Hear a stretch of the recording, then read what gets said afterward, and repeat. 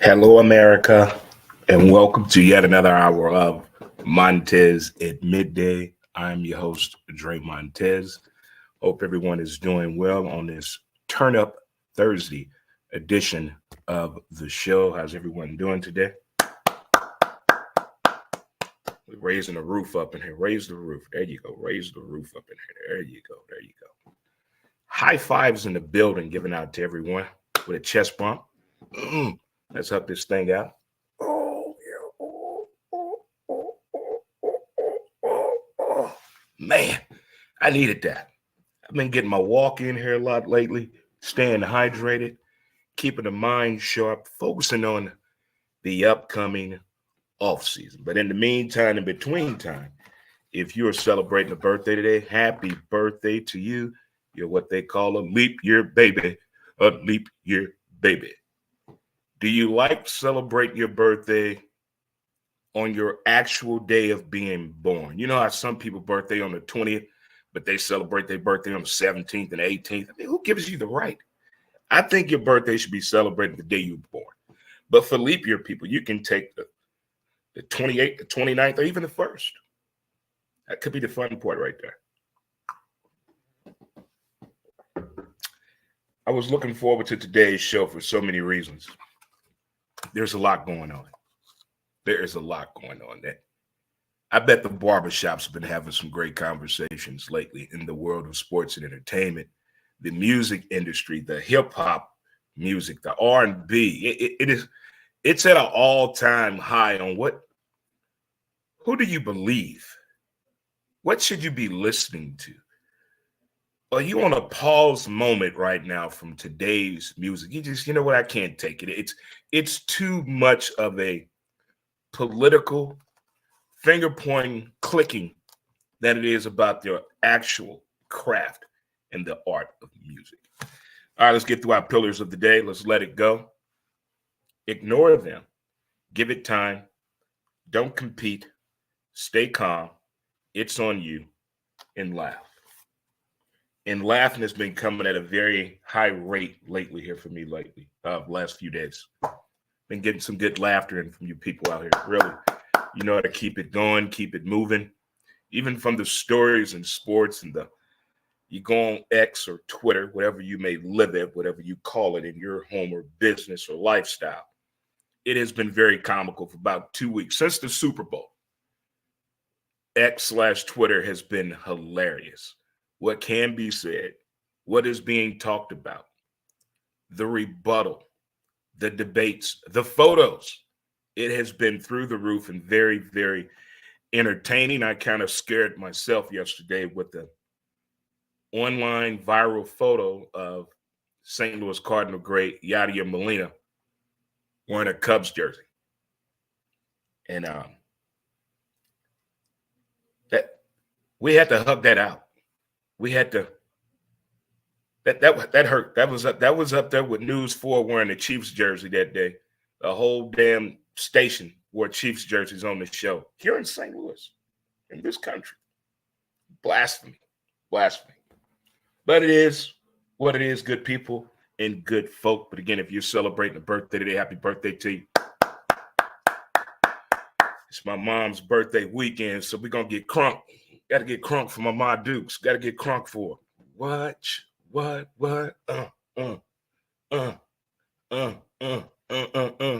Gonna have a dance off, family dance off. Get my mom to do the Cabbage Patch again and the arm wave. We're gonna get it in and get some break dance. But you gotta get it on in there. Get the break dancing in there. Did you break dance as a kid on this Turn Up Thursday Throwback Edition? Did you break dance as a kid? Were you an upstairs person? Were you a downstairs person? Or could you do both? I mean, did you get in trouble for tearing up your good pants for breakdancing as a kid? Never thought that skateboarding and breakdancing would get so many people in trouble as kids. Think about that for a minute. Look at the trouble people got in for skateboarding and breakdancing. I mean, those were punishable ass-beating crimes back in the day. And we look around today and wondering what these kids are doing. All right, folks. Speaking of what these kids are doing, we're going to start today's show off with sports cameras. What? No, hold on. Before we get into that, we're going to talk about the NBA. The numbers on gambling in the NBA since the All-Star break, the over-under. The under is 42-15 since the All-Star break. That's something to pay attention to for my gamblers out there, for sure, real talk in the building. As well as now looking at the Lakers in Golden State right now, moving forward. I like the way they're playing ball right now. As a Laker fan, I'm liking what I see. But we can't expect Mr. James to do that each and every night. At his age and the way he likes to play ball, can't be done realistically. But I like the output that the Lakers put out there. And I'm going to tell you fun basketball teams right now to watch and pay attention to, if you're not already doing it. I'm quite sure I'm not telling you nothing you don't know. The Indiana Pacers are fun to watch. The Minnesota Timberwolves are fun to watch. Oklahoma City Thunder, Cleveland Cavaliers, and the Sacramento Kings. Those teams are so fun to watch. I don't think Anthony Edwards knows how good he is to be that young, that athletic, and his basketball IQ is up there. Now, minus the referee comments, I mean, we all going to go through that period of time where you get a fine or you're ejected from a game a little early due to the mouthpiece. But those are some fun teams to watch. That OKC team is fun. They're coming into their own groove theory. I hope this group of OKC players can do better than that Harden group had done, where the finger pointing was done after the fact instead of capturing it in that moment. You were up 3-1 in that series. A lot of people still don't believe what happened and the way those players just disbanded from OKC. And I went to Oklahoma City Thunder game 2 years ago. Very, very energetic crowd. I enjoyed myself. But they are a fun ball club to watch. The younger generation NBA players, that ones that want to get on the court and not get on the IG or the YouTube or somebody damn podcast, but want to get out there and ball out, that's what I'm liking to see. I like that Minnesota Timberwolves team. I really do. Now that the childish bullshit is gone and now Rudy Gobert, no, hey, I'm a part of something here. And you got Karl Anthony Towns on there, my dude, Cat from Kentucky. I'm liking that team. They're exciting to watch. Honorable mention, New Orleans Pelicans. Got to give it to them. But I'm liking this second half of the NBA. At first, things were getting a little heated with the NBA. From the trash talking to what's going on in the tunnel, pregame fights and shit. That is not what Adam Silver signed up for. And since the All-Star break, we know how the NBA commissioner feels about that bullshit of a show that they put together for NBA All-Star weekend. So maybe they are going to make the second half of basketball a little bit more competitive from a fan's point of view and in-house a fan's perspective. I think that's where the NBA is headed at, and I like it. Caitlin Clark, I believe she's 18 points away from passing Pistol Pete Maravich, former LSU basketball star. The effect of this young lady is on a whole new level to me. Going to the 1994 Women's NCAA Championship in Charlotte, that was different. I mean, it was still packed to me. It was UConn and Tennessee. It was a hell of a game, hell of a matchup, hell of a tournament. And now looking at, from the competitive standpoint, some of these women college basketball matchups, they're very physical, they're very athletic, got some shooters out there. But this Caitlin Clark is turning these little girls into something more than just doing it on a sports field. They also want to do it in a classroom. She's affecting it globally, not just on a basketball court or a soccer field. These young ladies are now being a little bit more vocal in what they want to do, what they want to try, and what they want to be a part of. Like applying their skill set in a more vocal way than ever before, centered across the board. from the Swifties to now Caitlin Clark, what these two women have done to me this year, well, the past 2 years, is they moved the needle in the right way. I said this last week. I think Caitlin Clark and homegirl with LSU, they are the Magic Johnson, Larry Bird of this generation of women's college basketball. The WNBA needs those two women to go to the WNBA together, and hopefully their talents even get better at WNBA level, because the WNBA needs a star. They don't have a star. They got names on teams, but they don't have a face of the WNBA. And what better way than Caitlin Clark and homegirl out of LSU? Angel Reese. They bring them two out together. I think they can really move the needle. But Caitlin Clark, you go, girl. All right, moving right along. Next up, we got the NFL Combine is taking place this weekend in Indianapolis. This is where jobs can be lost, had. Communication is key. Now, we've heard over the years about the Wonderlic test. We've heard over the years the questions that are presented to these future NFL players. A couple years ago, you had one owner ask a player, "Is your mama still a hoe selling pussy?" They said this to a young man. These owners will say anything they want to if they're going to give you millions of dollars. So you got to have a thick skin, and they're going to know more about you than you could ever have imagined. It's a great meat market. They're going to pick, they're going to pry, they're going to poke, and they're going to time everything. Everything's about speed. Everything's about speed, but it's a process in getting into the NFL. You get some people, some players, some coaches that all don't agree with the NFL Combine. Some people do their own private thing for a pro day. It's up to the individual on how seriously you want to take this process of turning pro, going to the NFL. And the ones that want to go get it, they there. The ones that really want to show, hey, I'm much better than what you saw in college. Let me show you what else I can bring to the table. Year in and year out, we're always hearing of a story and a name none of us have ever heard of. Then there's always somebody's 40 time. All we looking for in defensive players is what? Thighs and ass. That's it. Thighs and ass. If you got big thighs and a big ass, you're going to go far in this league. Arm strength and quarterbacks. What can you do to stretch the play as a receiver? Running backs, it's a little rough for y'all out there right now. It's rough. It's like interracial dating after the protest. Wasn't a good time for it.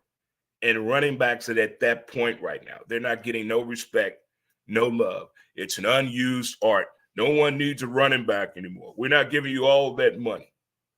Well, let's look at the wear and tear on a running back in today's world. Typically, about 12 years old, you getting it in there now as a running back. You getting it in there. You're playing every damn position possible, but you want to lock in on this running back. Now you get to high school ball, okay? You're playing running back still. Now you get to college, you're there now. You add all that up, that's wear and tear on the body. So it's kind of hard to prove and be on the side of the running back. But as an old school football fan, I appreciate having a running back that can change the passing game for a team, make a defense really think. And I'm looking for who has hands. Who has hands? We went through an NFL season last year. I think it was a record high in drops throughout the NFL. So I need these next core of potential NFL players to show me what they can do with them hands and catching the ball. But the Combine is a lot of fun. It is a lot of fun to watch and check out. If you have the NFL Network, you can check it out this entire weekend as it is taking place for sure. All right, moving right along. Topic of discussion today is sports camps that are run by current professional athletes or former professional athletes through a church or a school or some type of athletic organization. Whether you participated in one at one point in time, you helped run one, or your child is in one. But since the Cam Newton video, here's what I figured out from my own observation. Sports camps in California, Texas, Florida, Georgia, and New Jersey. There's always violence. What is going on at these camps to get to that point? Yeah, trash talking the day before for a game. How we still trash talking the next day in front of the kids, man? How do you explain? This is way beyond, hey, we lost our cool that day. This is way beyond that. And the video footage out there across social media, what has been going on at sports camps the past 5 years, unbelievable. From the parents to the way the child talks to the coaches at these camps and the way the grown people running these camps. What do you expect to happen? What are you supposed to be learning at a camp? Yes, the fundamentals of the game, integrity of the game, how to play collectively as a team. You're learning those true mechanics at sports camps. But the video footage that they're always sharing, always saying, it's more trash talking than learning. And these camps are not cheap. They're not cheap at all. So when is the curve in this going to come? What is going to be the learning lesson from this on how to run a sports camp? What should the child be learning at a sports camp? What is the give back from the person that is running the camp, organizing the camp? Do we need law enforcement at sports camps as well? We've already know parents and coaches can't act right at baseball fields and football fields. Now we got to worry about the camps. When does it stop? And it needs to be some type of a discussion about the expectations of what my child is going to learn at your camp for the next 3 days. Give it to me. Okay. Who are these coaches that are with you? Okay. Now we communicate. Now we're saying who's all a part of this. Now my expectation of what my child should learn at this camp is probably changed now. Okay, now I got a clear line of what my kid is going to get out of this camp. And on the other side of this, are the coaches really that distant that they don't realize where they're having these camps held at? They realize the neighborhood. They realize these kids' background. Are they understanding that whole concept? Because the concept of competitive play right now has changed. Look at all these stories with parents and their kids playing sports. They have not been the most positive stories coming out. You got threatening, you got gambling, you got prostitution, you got all kind of shit going on in kids' sports right now. Just to get the ability and the chance for a child to play sports is way beyond me. Way beyond me. How did it get that far? As I said at the top of the show, I saw a very disturbing photo yesterday of Yadier Molina wearing a Cubs shirt. And it got me to the point here. We to the point now we got to get used to things like that. Like you just didn't. A rivalry was a rivalry.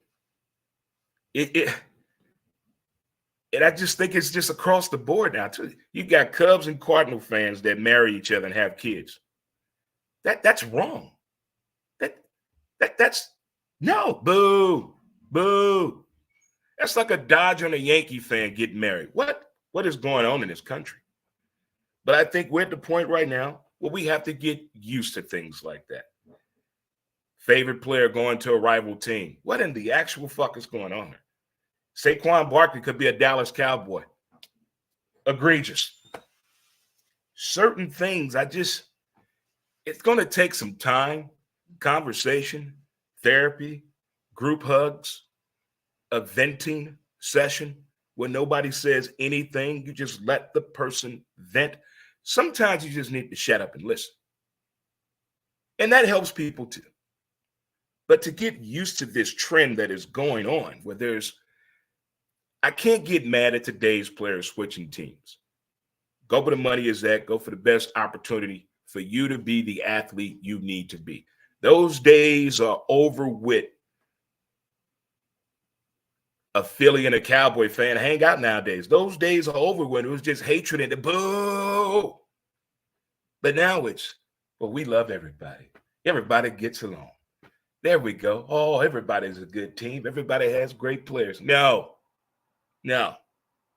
And it shouldn't be that difficult. It shouldn't be that hard to accept. But when you came up in a certain age, year, you feel a certain type of way. People that came up in the 70s feel totally different about sports than people that came up in the 90s. Totally different. Totally different. All right. On this Turn Up Thursday, Throwback Thursday, I have a question I must ask. I haven't seen this in a long time. I'm wondering what's going on. I haven't seen a child with an instrument from school. I haven't seen a child walking anywhere, probably 10 years, with an instrument. Is music still in school? Do they still play instruments in school? I haven't heard one child, one parent share, my kid's having a recital this evening. Everyone come and listen to the school band. Do they, what happened to the music in school? Is it still there? Did they pull music out of all the schools, or everybody just keeps their instruments at home? I haven't seen a child with an instrument in over 10 years. And that's odd to me. That's odd. What is music like in school? Or is music just basically on your phone and tablet nowadays in school? I'm asking for a lot of reasons. Music has changed. I don't care what class of music you listen to, but across the board, music has taken a turn where I thought we'd be better than that, knowing the history of music. And now here in 2024, it seems as though history doesn't matter. It's not applicable to these up and coming and the ones that have been here for as entertainers are concerned. To me, just the way the music industry is being portrayed, from what's being on television to what's streaming to what's on the radio. All of it is changing. The way music is done, the way it's produced, its whole perception has changed. So I can imagine in school what music is like. Because I remember the days everybody had an instrument. Everybody had a damn instrument. You played something. You brought something home from school. You had to practice. You had to practice. I think we all are victims of overthinking opportunities, whether it's your lifestyle, your finances, your relationships. I think we get to a point of overthinking opportunities that we're or around us, we hear about or thinking about becoming a part of. And we overthink it to a point, it becomes some type of form of anxiety because we're going too far. Why do we do that? Whether it's talking to yourself, writing notes down for yourself, the pros and cons list, pacing back and forth, trying to make it make sense of the opportunities that we have that come around us. And then if we sit back and break it down to its purest forms, we will actually setting ourselves up to be in this position to have this type of opportunity. So when it comes up, I think it's more of a point, are we ready for it? Is it coming in too fast? How much of control of this must I have in order to own up to it and still have the lifestyle that I want, whether it be finance or your relationship or your living situation? All of that can change just like that with the right opportunities that come around us. I think that's why we're so hesitant sometimes. That's why we write things down. We reread the contract or the situation or go back to the original form of the conversation of getting to that opportunity that we always put ourselves in overthinking it. But at the same time, I think a lot of times we overthink opportunities because we've been down this path before. Didn't come at the right time. But now with the right time, and we're looking at everything around that opportunity before jumping on it so fast. But overthinking opportunities. Couple more things, gonna get out of here. But how do you control the gossip about you? How do you control the gossip about you? You don't care. Fuck what people think about you. You control the narrative. You don't believe in gossip. But how do you address the situation, or you just let it run? Just let it run its worth. Let's just see what could happen with this whole gossiping session. But when the gossip is about you, how do you find out where it started from? When you hear gossip about you, when a person tell you, like, well, who told you that? Do you go run a domino effect to get to that point of gossiping about you? Because there's a lot of daytime television talk shows. They do a gossip, rumor, debate on some of these things. A lot of people are very good at putting the gossip out there in the entertainment and sports world. And I like how they can have a common ground of sharing how the gossip got started, what's the reason behind it. Some of it, a lot in Hollywood and sports, is more marketing generated more than anything. There's something more to this. This is just the juice of this damn thing. But for us everyday common folk, okay, how do you control the gossip about you? Share what you would do or wouldn't do. How would you confront it? And it's the last thing I'm gonna say. For those of us that had, some pretty tough times past few years, and you're figuring things out, you're not quite there, but you're almost there. But you made progress on where you used to be at. Okay? It's okay to get up and go. Just get up and go. Pack a bag, go somewhere. Let's get up and go. Don't plan it. Just get up and go. Do something spontaneous. Do something fun. Do something for you. Do something for you. We get so caught up in helping each other, motivating each other. Sometimes we forget about ourselves. It's okay for you to get up and go. Good folk, good people. Thank you for tuning into today's show of Montez at Midday. It has been a pleasure, as always, talking with you great people in the live streaming podcasting world. But this weather is the way it should be. I don't know if you're doing anything this evening, but from 4:30 to 6:30 down at Broadway Oyster Bar, downtown St. Louis, you have the lovely Emily Wallace performing. Check out the show. Lots going on in the next few weeks. Mom's birthday this weekend. Shout out to my mom. Got the boys and the crew coming up from OKC. And back-to-back parades. Oh, yes. Back-to-back parades. Yes. Probably the most exercise I get in 2 days. But I hope the weather is nice for both parades. Speaking of the weather, outstanding weather we've been having. Shout out to all the women that attempted to put on the sundress this week. Thank you. Those of you know who you are. And to the rest of you, have a great rest of your day. And do not forget to appreciate the details of the day. Thank you again for tuning in to Montez at Midday. Until next time, I'll holler at you later. Peace. And we out.